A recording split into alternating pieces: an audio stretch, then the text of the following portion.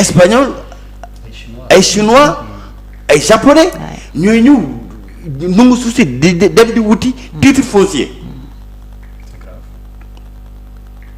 mais loolu c'est le premier aspect de reddition des comptes mooy suuf si nga xam ni dañ ko pasare boobu suuf il faut ñu delloo ko aux communautés maintenant il faut que la réforme foncière prenne en charge la question de l'accès à la terre et loolu mi ngi ci programme bi accès à la terre pour les communautés parce que dañaa communauté rek mais souvent boo demee ci communauté yi une ou deux familles ñooy yor terre yëpp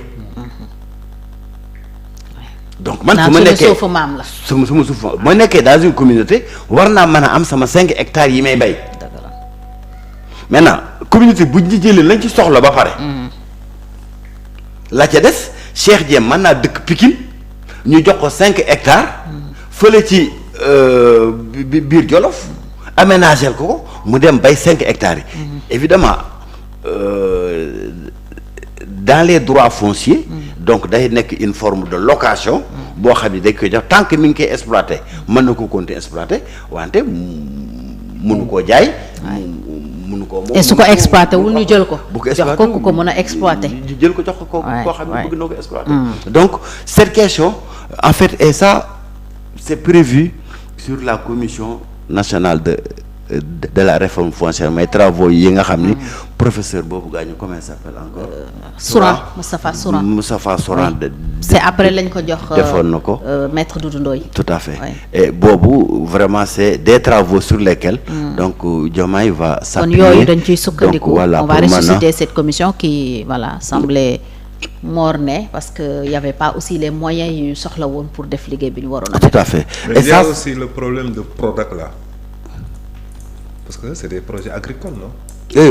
Prodac malheureusement ça c'est le grand gâchis. C'était l'un des meilleurs projets d'Abdoulaye Wade. projet bon bokk naa signé ko bind comme conseil technique du président de la République. Parce que c'était initialement moo nekkoon projet REVA. Retour vers l'agriculture. Projet REVA boobu espagnol yi ñoo koon financé c'était pour téye fi ndaw yi nga xam ni dañoo nekkoon ci immigration. Mais c'était d'ailleurs tout à fait au début du phénomène. Immigration clandestin bi Macky Sall ñëwee la changé tour bi def ko Prodac mais suñu 39 milliards yi anañu mais projet bu ñu tabax 39 mais bu gën un projet 39 milliards ñu ne ko fuuf lekk. mais amnistie bi il faut que ñu xoolaat ko quoi. C'est la question de la reddition des comptes. Reddition des comptes c'est vrai hein. non du projet baaxee. kon foofu mun nañu xaar effectivement une reddition des comptes à ce niveau. La reddition des comptes moom c'est une exigence de gouvernance démocratique. Et du peuple même. C'est une exigence de gouvernance. C'est-à-dire que Diomaye la fait def na li peuple bi soxla bu ko deful il aura règlement à compte le peuple en face de lui. Mbaa duñ duggaat ci benn genre chasse aux sorcières comme niñ ko dundee woon avec la traque des biens mal acquis qui nous a fait perdre mine de rien 2 ans yoo xam ne on était que dans ça. C'est un dysfonctionnement institutionnel bi ni mu demee woon. xam nga Macky Sall bi mu ñëwee dafa def une liste de 25 dignitaires du régime. Oui. loolu mooy chasse aux sorcières. mooy jóg yi yow diw ak diw ak diw. dégg na sax dinaa leen tëj. ba pare da commencé def enquête loolu mooy chasse aux sorcières. yéen naka ngeen nar a procéder. Dans le cas de Diomaye ce qu'on va faire c'est des audits transparents. Et ça il y a des organes de contrôle dont c'est le rôle et dont c'est la fonction. Qu'on met dessus. C'est-à-dire que le président n'a rien à voir avec ça. Avec ça, oui. Ah, oui. Loolu mooy une reddition des comptes. xool les projets Prodac xool les projets UCG xool les projets et cetera xool les ministères ni ñu doon doxee xool les fonds Covid. lu ci nekk quelle est la réalité de ce qu'on partage dans les réseaux sociaux. ak la réalité des comptes yu nekk dans ces instruments. Le concret ña koy def ce sont des professionnels de l'audit. bu ñu ko defee ba pare dañuy def seen rapport ku xam rapport audit. lépp lu ci manquement da koy génne. Et il donne une suite qui nañ koy procureur. kii na fay. kii na dem commission de discipline budgétaire. mooy les recommandations. Ah oui. À ce moment-là, le président n'a rien à voir avec ça. Ah, ça, ouais. Le président n'a rien à voir avec ça. Koo dem commission de discipline budgétaire. Tu vas à la commission budgétaire boo waree fay nga fay. ku war a dem tribunal devant le procureur nga dem le procureur bu dee da ngaa luubal alal bi nga fay ko. Et c'est ça l'exigence du peuple. c'est-à-dire que doo jël xaalis alal bi ñëw tabax ci say étage ñun ni waaw duñ def chasse aux sorciers et cetera. yooyu am na ñu jàpp ne amnistie bi yóbbaale na ko de wala.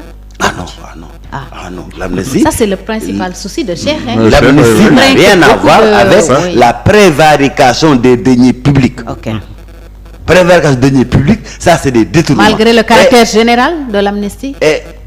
Parce qu'on parle d'amnistie générale. Et l'autre a dit de manière très claire que ma lutte contre la corruption. La corruption, c'est pas l'union, c'est aussi les vaisseaux. Ok.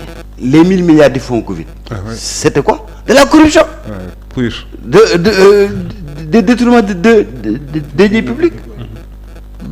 Et loolu mais lutte contre la corruption mënoo ko def te 1000 milliards yooyu leeraloo ko te suuf si nga xam ni da nga koy pasaree leeraloo ko 39 milliards Prodac yi leeraloo ko et cetera les 12 milliards de Big Togo le 45 milliards. l'armoire. buñ doon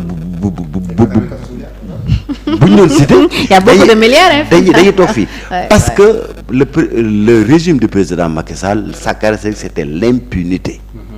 boo àndee ak man lu la neex defal. dara du la ci fekk. boo mënee jënd kilo ñebe 4500. yaa ngi dugg kudde. ci kilo ñebe OFNAC ni kii il ne doit plus occuper aucune fonction publique. waaw loolu moo nekkoon seen recommandation. mooy recommandation yi parce que nee naa les auditeurs xam nañu baax seen liggéey. effectivement ca la ñu ko fa jëlee yóbbu ko ministre de l'enseignement supérieur. fan la ministre. waay. non Macky Sall moom maa tey la doon def moom Macky Sall moom maa tey la doon def. nga gérer kudd ñu ne yow bu ñu la dénkati. ñu dénk la far kudd ci noir. et loolu mooy le vote des Sénégalais les Sénégalais sont écœurés par li nga xam ni moom la président Macky Sall yoree woon sunu réew. ci parparloo. ci ku ànd ak man lu la neex defal. dara du la ci fekk et loolu il faut que ce système là.